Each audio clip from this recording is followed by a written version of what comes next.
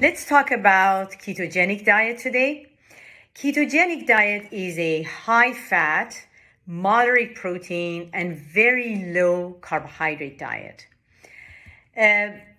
What's allowed in ketogenic diet is good fats such as ghee, which is the clarified butter, animal fat like duck fat, lard, and tallow, olive oil, avocados, meat in moderate amount, fish, beef, chicken, any kind of meat is allowed.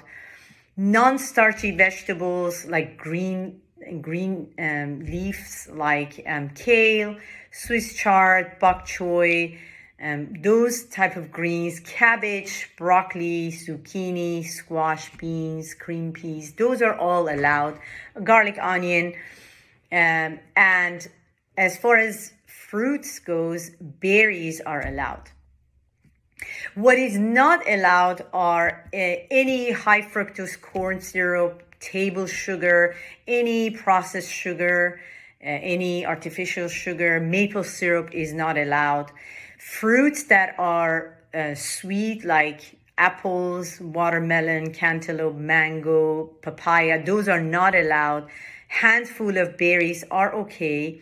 As far as vegetables, starchy vegetables like potatoes, sweet potatoes, carrots, and grains like rice, bread, pasta, corn, and beans like lentils and barley and soy, none of those are allowed in keto diet. Keto diet is often used as a weight loss program.